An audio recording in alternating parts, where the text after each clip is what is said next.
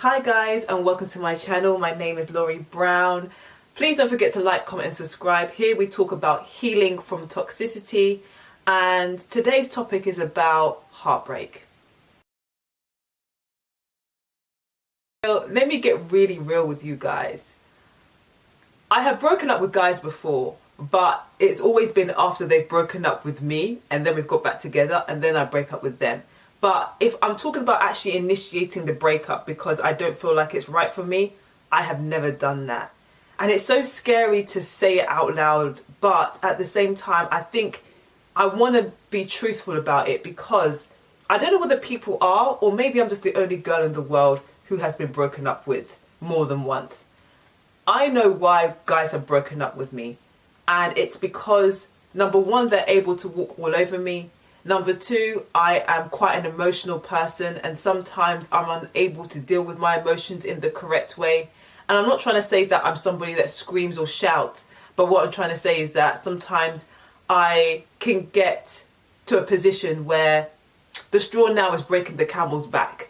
It's almost like a guy could be going out every single night or whatever. In the beginning, I'm like, oh yeah, that's absolutely fine. And then 6 months down the line, they're doing it again. And I'm like, you've been doing this for the last 6 months. Why would you do this to me? Blah, blah, blah. That's the kind of behavior that I used to possess, right? I'm just being honest. So this is why I want to talk about it, because in order for you to be able to move on from a heartbreak or ache, or for you to stop the cycle from happening, you need to understand your own behavior and why it is unhealthy. Because if you find yourself in toxic situations or toxic relationships or being in a toxic environment, how do you get yourself out of that is really the question. And the answer really is wired to your mindset. I am standing in a position of toxicity. Why have I decided to not move out of this position? And even if I want to move out of this position, you need to understand that when it comes to your mental health, it's not about a road where now that I've been plucked out of this environment and put into here, I'm going to flourish and do something different. You have to change your mindset first before you go into another environment. Because if you go into another environment without changing your mindset first, you're going to recreate the toxicity without you even knowing. And it's so crazy because I know as people, we don't want to believe that we are the toxic ones because we can outwardly see our environment as being toxic. But what you have to understand is that it's an exchange in vibration, right? And an exchange in energy. I don't want you to feel bad about it because it's not about you being a toxic, horrible person. No. I'm not a toxic, horrible person. But I have tendencies because I haven't dealt with pain in the right way. Does that make sense? So yeah, let's start from there. So when it comes to relationships and you've been with guys or girls who have let you go, it really is a blessing in disguise. Because as much as you can cry about how much you've done for that person and you know you were always good to them, you always listened, you cared for them when they were down, you were there for them. The bigger picture is that understanding that everybody has the right to make their own decision. And everybody has the right to reject you regardless of how you feel about them. Because when it comes to relationships, you want to make sure you're aligned with that person for the longevity. That's why you're in a relationship. You're not seeing that person. You're not just exclusive, whatever these young people say these days. You're actually in the relationship, meaning that it's something that you want to nurture and grow long term. So if somebody decides that they're out of that situation, the worst thing that you can do is try and guilt them back into the situation because they've already checked out. And when somebody isn't treating you right and you are accepting of that kind of behavior, it's really, really sad because it means that you don't know your self-worth. What should happen really after the heartbreak is that you come to a place where you understand that you want more for yourself. You understand that it wasn't working out because that person wasn't invested in the relationship the same way that you did. And Sometimes it's hard because, especially if you see that they've moved on with another person and you think to yourself, that person must be better than me, or you're constantly analysing whether that person's better than you. It is tough. But what you have to understand is that not anyone is better than you. It's just that some people are better aligned with other people, whether it's good or bad. Everybody has something that makes their heart go fast. Everyone has something that they like, whether it's toxic or not, they like it. And they could just prefer that kind of behavior or trait in somebody else. But let's focus on you.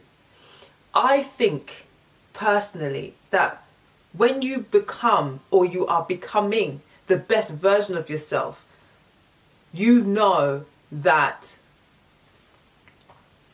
you have the confidence of somebody who respects themselves. Because without knowing who you really are, you're not going to accept other people's rejection because you're not even sure where it's even coming from. And this is why people pleasing is so difficult, especially in situations where you're trying to hold on to that relationship.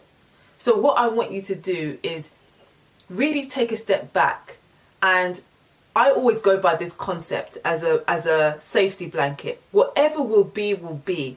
But in the time that it is now and present, what is the lesson that I need to learn for myself? Not to blame yourself or to say that it's your fault or to say that it's somebody else's fault, but let's focus on how can I improve my situation now for myself, so then if I ever come across this type of person or pain again, I'm able to deal with it in a different way. Some people break up and they get back together. But what you need to understand is that the dynamic of the current relationship that you're in is not working for you. So therefore there needs to be a shift. And you have to do that shift individually before you can come back together if that is what is going to happen. But regardless of what is going to happen, you should know that unhappiness is the reason why you two are not together. And so now you need to focus on making yourself happy. Now you need to make sure that you are on your own path. Another reason why a breakup is a blessing is because it allows you to now be yourself again. Do you know how many times that I've been in relationships, right, with guys, or I've been getting to know someone and they've told me they want 5 kids, they want to have a house abroad, or they want to do this, and I'm just there like, yeah, I can do that. When really, that's not really what I want. But I'm scared of being alone. So I compromise in my head on the big stuff, knowing that it's not going to bring me happiness, but I know to society it's going to look good if I go along with this type of plan.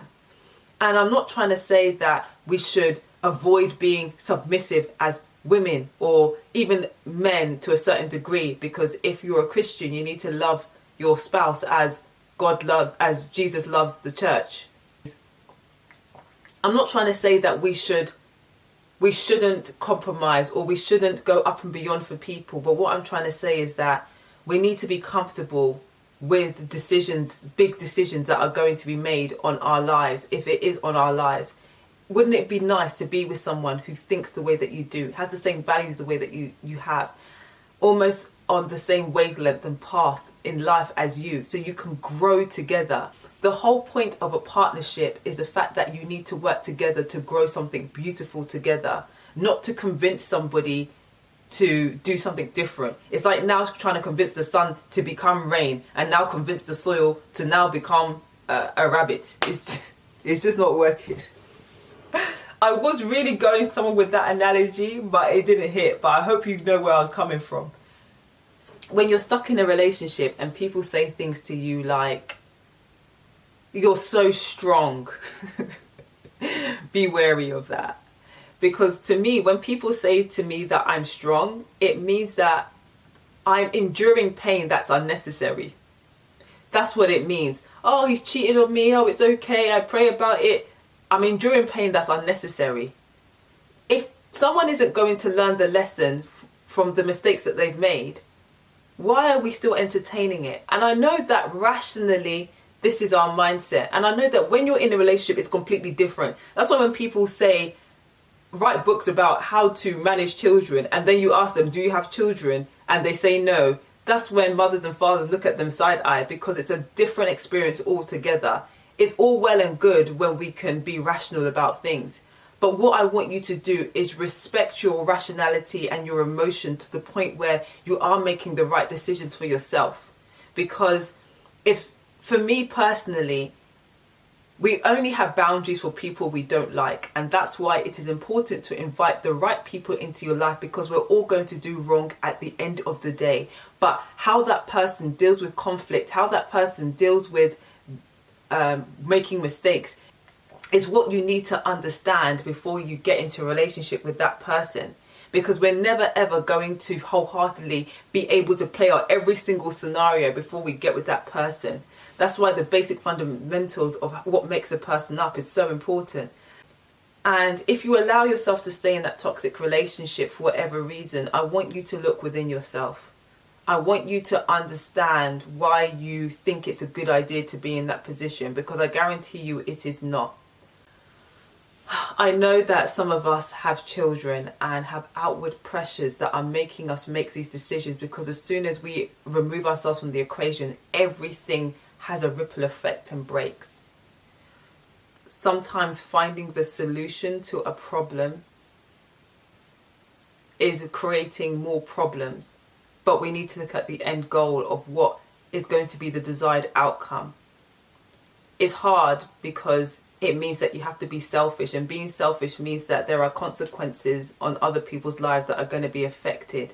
But how are those lives going to be affected is what you need to ask yourself. I'm someone who is a single mother, and wholeheartedly I know that there's a lot of single mothers out there that would prefer to be in a relationship for the sake of the child. But what you need to understand is that the reason why the majority of us have decided to move on from our ex-partners is because we understand that the child's development and growth is going to be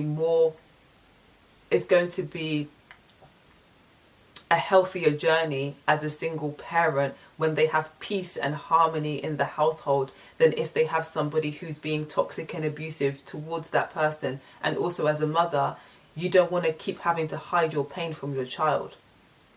And I'm not trying to encourage people to break up. I think there are certain reasons as to why. I think there's certain reasons that warrants a breakup, right? I think that you have to really be sensible about whether something can be fixable or not. And we're not just breaking up out of immaturity because somebody's done something wrong. Sometimes it's the underlying base values that haven't aligned in the first place. And before you even said I do, you knew you were making a big mistake. But I don't think that there's anybody in this life that wants to live in pain, and I don't think anybody is deserving of being miserable. I don't want you to be miserable for the rest of your life and feel like it's your burden to carry. Because with everything in life, because it does take two to tango at the end of the day. And if somebody really cares and loves about you, they want the best for you, and vice versa.